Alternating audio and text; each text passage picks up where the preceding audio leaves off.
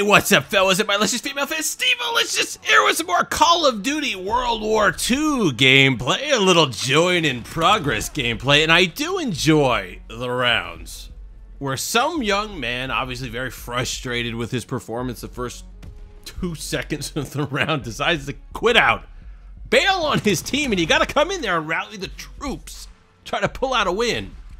Sometimes that makes the round interesting for me. I don't know, I like it. You join it in, you got a bit of a challenge, you know you're not gonna get pinned with the L, as the kids would say, if you somehow don't pull it out, and you get a little challenge. Hey, can we pull out a round here that we're down a little bit early? Not too much, thankfully, and we do pull out the win, spoiler alert. Wouldn't be posting a loss, especially to Thunderstruck Gaming, so we're doing something a little bit different today on Thunderstruck Gaming.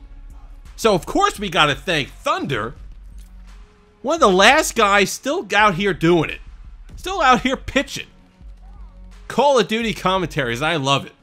It's a lost art, man. Not a lot of people are doing it anymore. Not a lot of people can do it and keep it entertaining. So I'm very grateful to Thunder today. He's still making videos, still out there keeping the, shining city on a hill? What Reagan said? You younger viewers can Google Reagan, you'll thank me later.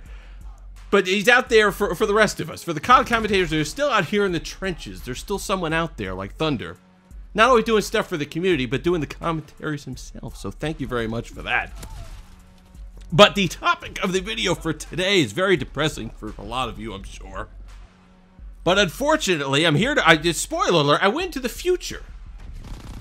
And I actually saw the next releases of Call of Duty. And I can tell you right now, Call of Duty Infinite Warfare 2 or 3, whatever they come, Ghost 9, whatever they come out with. Call of Duty World War III, Black Ops 4, 5, and 6, they all have skill-based matchmaking. If you think for a second, they'd be listening to the vocal minority on YouTube and getting rid of it, you're out of your mind. And we're going to go through a couple different reasons why, and also what I think they could do to get around it that would make at least some people happy. At least some.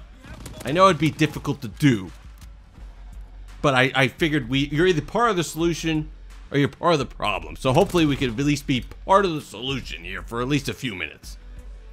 But the idea that they'd ever listen to us, that they'd ever listen to our complaining, that they'd ever listen to our screaming and get rid of it is absolutely, as long as capitalism persists, survives, there will be skill-based matchmaking, because it just makes sense for them. I mean, we can sit here and debate all we want. It makes sense for them. It's a moneymaker. The only way that they can make the maximum amount of dollars on supply drops is by having the maximum amount of players playing.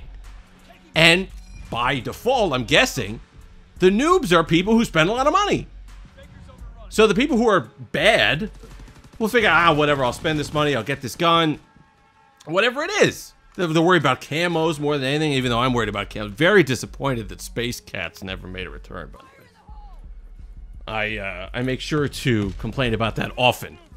That Space Cats, how there wasn't, forget about Space Cats, all right, from Ghost for just a second. How there wasn't even a cat-themed skin again. No cat-themed camo since then. How you're missing out on a huge market. I digress. But the idea that they're going to remove something that keeps their player base up and therefore keeps their revenues up is insane.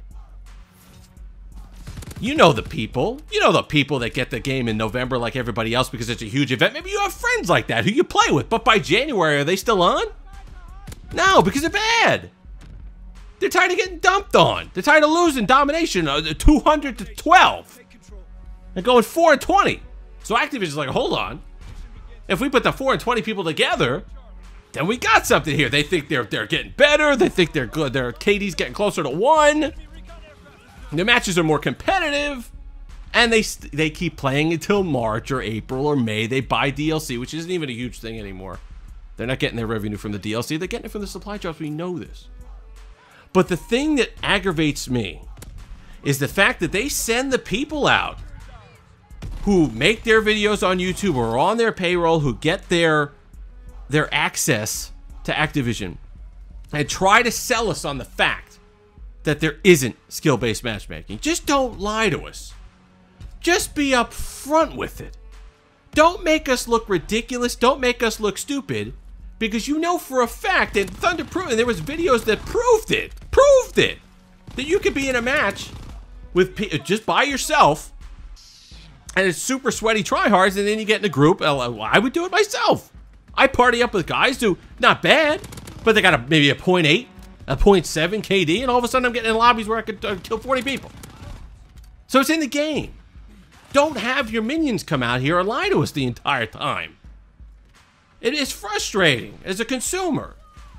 I know you want to pretend that we're stupid or something like that, but we're not.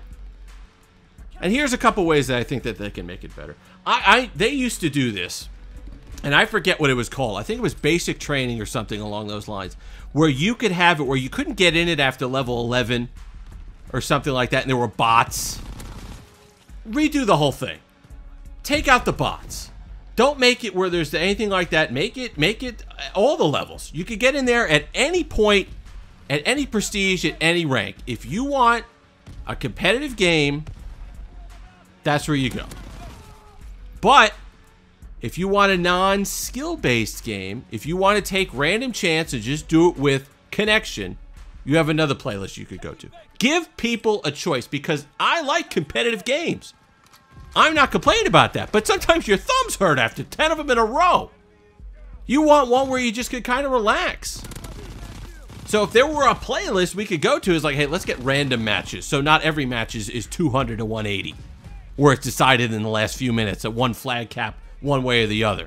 Where you could just try different guns. Because I'll tell you what, I like a lot of the guns in Call of Duty World War II. But you can't experiment with your classes. Because you're sitting there because you got to try hard every single game. So you got your Type 100. You got your PPSH. You got your Volkssturmgewehr. The lead laser is back. So you're rocking those. You're rocking your hustle, your ordnance, whatever it is that you use. But there's so many basic trainings that I haven't even used yet. Because it's skill-based matchmaking. Because you have to, because you got to win. Herm Edwards, you play to win the game. So if they had a playlist that said, hey, listen, it's just random chance, the best possible connection, have at it. I think that would at least appease the people, the few of us, the vocal minority on YouTube that want to be able to enjoy the game, try different guns, and not get dumped on doing so. So hopefully, there could be some sort of minor, a little breath of fresh air, some bone that they throw us. And I think if we all just get together and we get on YouTube and we say, listen, we get it. There's going to be skill-based matchmaking. We understand. We get how businesses work. We get how money works. You guys need to make it. But just give us that one little bit, that one little respite every once in a while that we could go to. That doesn't damage your revenue, because you can have the noobs play together all day long on their own separate little playlist. You want skill-based matchmaking? There it is, man. You don't have to worry about people's quick scoping you to death. You don't have to worry about, as I hard scope somebody, you don't have to worry about any of that stuff. You can play, have fun with the game, and keep playing it. But for those who just want a nice little breather once in a while, that option's out there as well.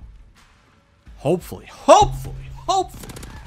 we could get something like that in the next Call of Duty, because I tell you, your brain hurts when you play 10 in a row that are so life or death on every single cap. Sometimes you just want to goof off and have fun.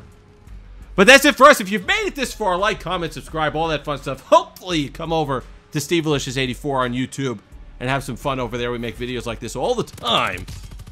Thanks again to Thunder. And until next time, have that Steve Alicious.